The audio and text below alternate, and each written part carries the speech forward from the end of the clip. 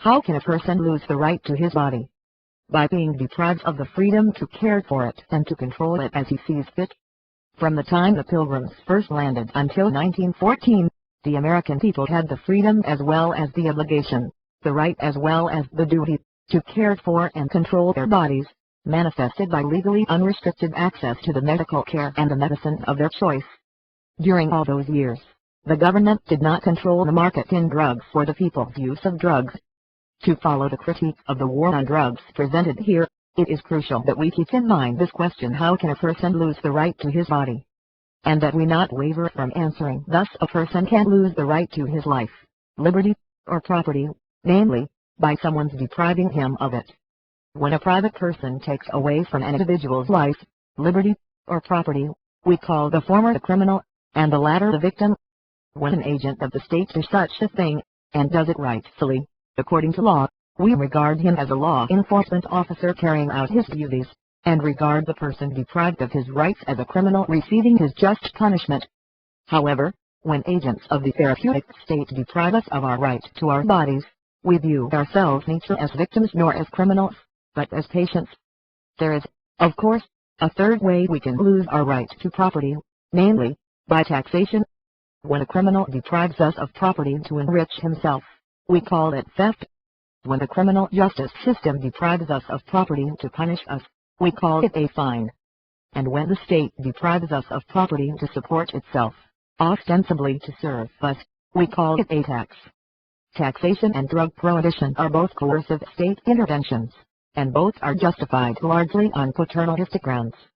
In the case of taxation, for example, food and lottery tickets, while it extracts that proportion of our income it deems socially just, ostensibly to provide us with those things it considers we cannot provide for ourselves, such as health care and postal service.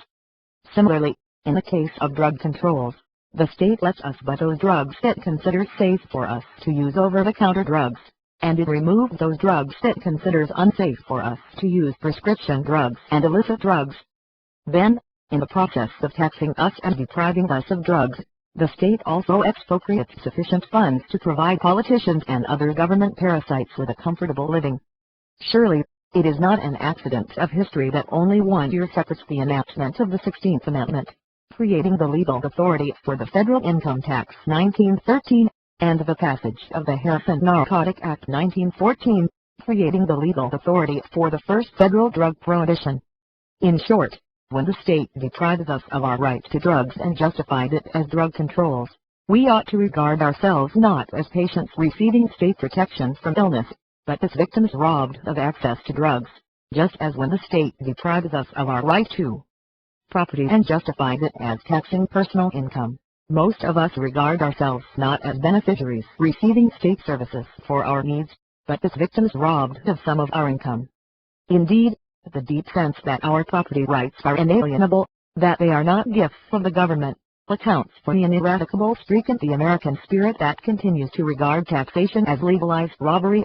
At this point I want to note briefly that I recognize a need for limiting the free market in drugs, just as I recognize a need for limiting the free market in many other goods. The legitimate place for that limit, however, is where free access to a particular product presents a clear and present danger to the safety and security of others. On such grounds, the state controls the market in explosives, and on such grounds it may legitimately control the market in plutonium or radioactive chemicals used in medicine. But this is not a basis for our current drug controls. Since the beginning of this century, through a combination of medical licensure and direct drug control legislation, the American government has assumed progressively more authority over the drug trade and our drug use. The ostensible aim of these restrictions was to protect people from incompetent doctors and unsafe drugs. The actual result was loss of personal freedom, without the gain of the promised benefits. It is important to keep in mind that our elaborate machinery of drug controls rests largely on prescription drug laws, which, in turn, rest on a medical profession licensed by the state.